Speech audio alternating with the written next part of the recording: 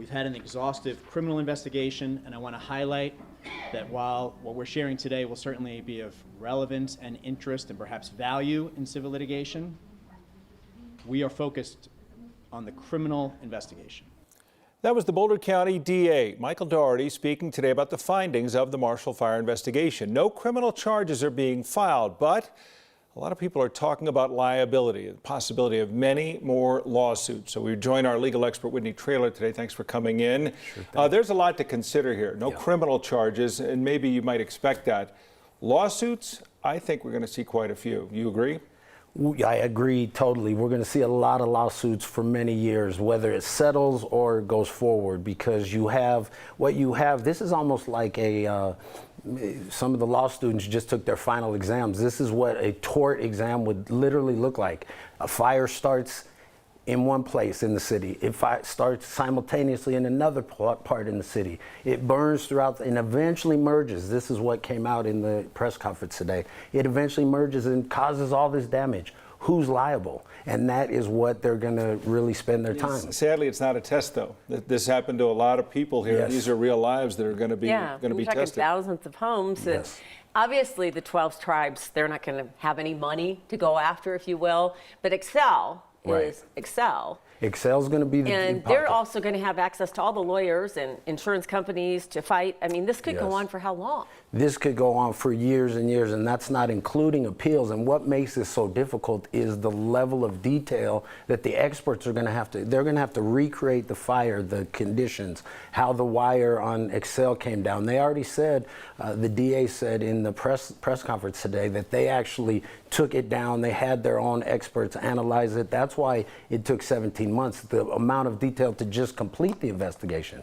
But the 12 tribes will also presumably have homeowners insurance, but there'll be limits of liability on that as well. But for sure, in these types of situations, people are looking for the deep pocket. So 1,100 homes. We're not going to have 1,100 lawsuits, though, right? How does this proceed, do you think? Right. Well, you're alluding to the issue of a class action, and the class action has to be certified, and the basis for that is the judicial efficiency. Do we have common facts and common claims? And the answer to that is yes. Now, the plaintiff's lawyers may decide to proceed individually to make it more difficult, but I think they'll get it certified as a class soon. Will the homeowners be the one who want Excel to pay, or will it be their home insurance companies that are the ones who are going to? So it does give a large-pocketed heavyweight to put in the ring with a large-pocketed heavyweight, ultimately, if you see it going that way. Yeah, and it's interesting. This is what happens in personal injury cases. The jury is looking at the little old lady who caused the accident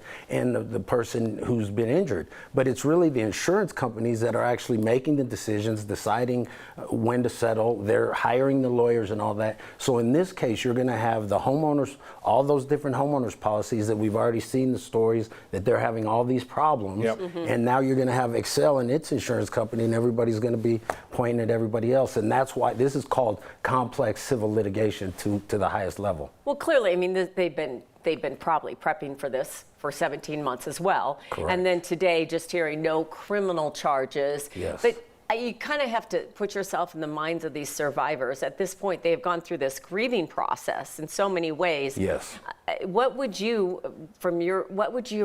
expectations? What would you say to them? How do they manage their expectations through this process? Right. I'm not even in a position to say how they should feel or how they should respond, but I can say from the legal side of it, the upside of it is there is some closure. I heard that one of the folks were going to say there's some closure, because believe me, folks, when there's litigation, civil or criminal, until that has been resolved, you cannot get it out of your mind. It's always just in the back. And I've had tons of clients who won and said, if I knew it was that hard, I never would have done it. So here, that's the upside, is there can be some closure and they can get some justice, hopefully, on the civil side. Yeah, as far as the tenacity of the fight and how long it will take, we're talking about $1 billion.